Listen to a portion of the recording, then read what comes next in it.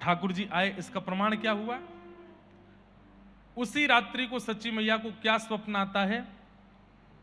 आपको स्वप्न आता है कि आप अपने पतिदेव जगन्नाथ मिश्र के साथ जगन्नाथपुरी दर्शन करने गई हैं। बहुत ध्यान से सुनिएगा, जगन्नाथपुरी दर्शन करने के लिए गई हैं।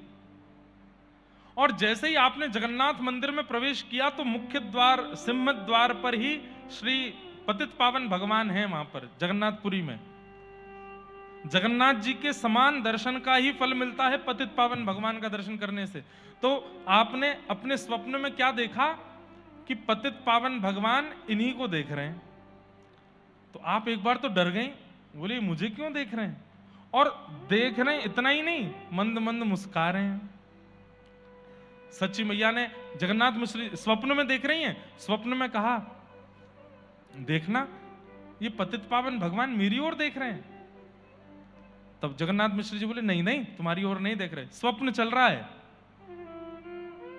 तब आप और भीतर गईं, सीढ़ियां चढ़ करके ऊपर पहुंची तो जगन्नाथ मंदिर में, मुख्य मंदिर के चारों तरफ बहुत सारे मंदिर हैं। आप जैसी परिक्रमा लगाने लगी स्वप्न में तो क्या देखती हैं? हर मंदिर का ठाकुर द्वार पर खड़ा है और द्वार पर खड़े होकर सच्ची मैया को देख करके हंस रहे हैं। सब हंस करके उनको प्रणाम कर रहे हैं।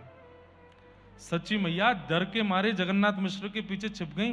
ये सारे देवता मुझे प्रणाम, देखो नरसिंह भगवान खड़े, ये देखो वराह भगवान खड़े, ये विमला माता, एक जो 64 योगिनी उनमें से एक वहां पर भी हैं, विमला माता, विमला माता खड़ी और सब देख करके हंस रहे हैं और प्रणाम कर रहे हैं। आप बड़ी डर रही हैं, ये सब मुझे प्रणाम क्यों कर रहे हैं, ये सब मुझे देख क्यों रहे हैं? क्योंकि सब जानते हैं कि गर्भ में ठाकुर जी है। मैया तू बड़ी बड़े भागी है, तेरे गर्भ में साक्षात प्रभु पधारे हैं। सब जगह दर्शन करती हुई जैसे ही आप जगन्नाथ मंदिर में प्रवेश करती हैं तो फिर वही बलराम जी देख के हंस रहे हैं, सुभद्रा जी देख के हंस रही हैं और जगन्नाथ जी भी देख करके खूब किलकिल करके हंस रहे हैं। लेकिन तभी आपको क्या अनुभव होता है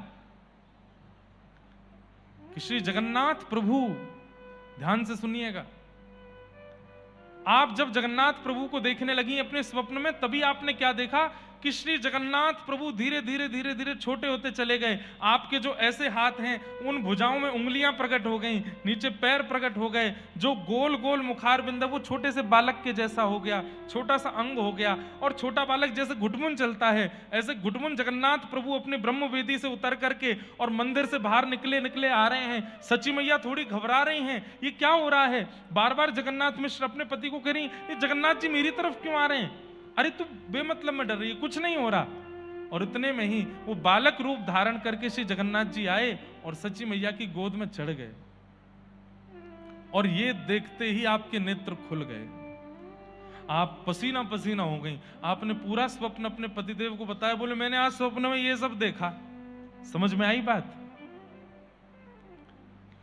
संभवतः एक दिन की कथा और है, तो श्री चैतन्य महाप्रभु का विलय हम नहीं सुन पाएंगे, श्री चैतन्य महाप्रभु की अंतिम लीला हम नहीं सुन पाएंगे। बहुत बड़ी लीला है, कल भी हम आधे तक ही पहुंचेंगे, आधा भी नहीं हो पाएगा कल।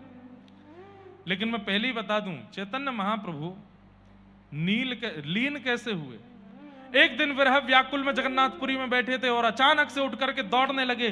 दौड़ करके सिंह द्वार पर गए हैं, सिंह द्वार से ऊपर चढ़ गए, परिक्रमा लगाई जगन्नाथ मंदिर की और सीधे जगन्नाथ मंदिर में प्रवेश किया। और प्रवेश, आपके सारे भक्त पीछे दौड़ रहे थे आपको संभालने के लिए, आपको पकड़ने के लिए। मंदिर के पुजारी, मंदिर के बड़े बड़े लोग सब आपको रोकने का प्रयास करते हैं, लेकिन आप तीव्र गति से दौड़ करके जाते हैं। गरुड़ स्तंभ के पीछे से दौड़ करके एक डोरी पार करके, दूसरी डोरी पार करके, तीसरी डोरी पार करके जैसे ही मुख्य गर्भगृह में प्रवेश करते हैं, मुख्य गर्भगृह के दोनों कपाट बंद हो जाते हैं। और जब सब आते हैं तब तक कपाट बंद मिलते हैं और खोल करके देखते हैं तो श्री चैतन्य महाप्रभु विलीन हो चुके थे, जगन्नाथ प्रभु में लीन हो जाते हैं। इसका मतलब क्या है? श्री जगन्नाथ जी ही सच्ची मैया के गर्भ से चैतन्य महाप्रभु के रूप में प्रकट हुए। अद्भुत लीला है।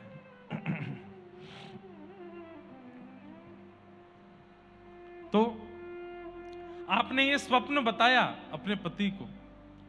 जगन्नाथ मिश्र बोले, देवी तुम पूरे दिन रात इतना भजन पूजन करती रहती हो तो स्वप्न में भी तुमको भगवान हंसते हुए ही दिखते हैं, इसमें कौन सी बड़ी बात है, छोड़ो।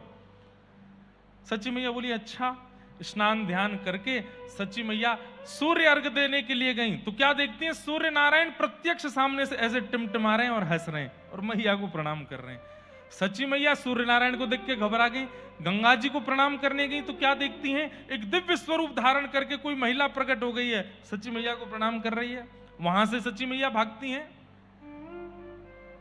अब तो वो जहां जाती हैं सब उनको प्रणाम करते हुए दिखते हैं और वो बार बार अपने पति से आकर श्री जगन्नाथ मिश्र जी से आके कहती हैं, सब ऐसा लगता है मुझे प्रणाम कर रहे हैं। तो जगन्नाथ मिश्र जी थोड़े हंस करके बोले, हाँ बहुत बड़ी विद्वान हो गई हो आप, इसलिए हो सकता है सब आपको प्रणाम कर रहे हो।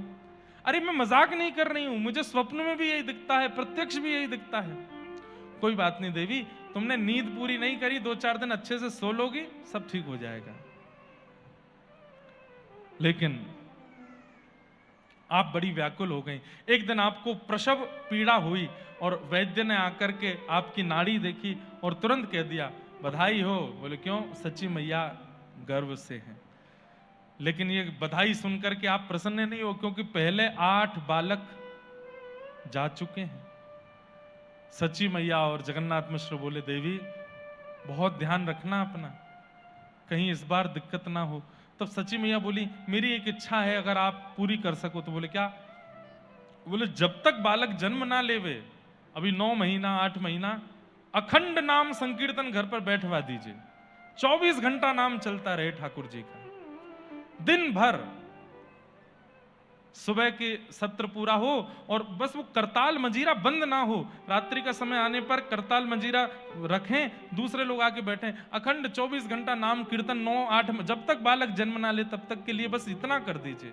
जगन्नाथ मिश्र बोले, इसमें कौन सी बड़ी बात है, कर देते हैं। आपने कुछ वैष्णवों को कहा और अखंड नाम संकीर्तन घर में प्रारंभ हो गया।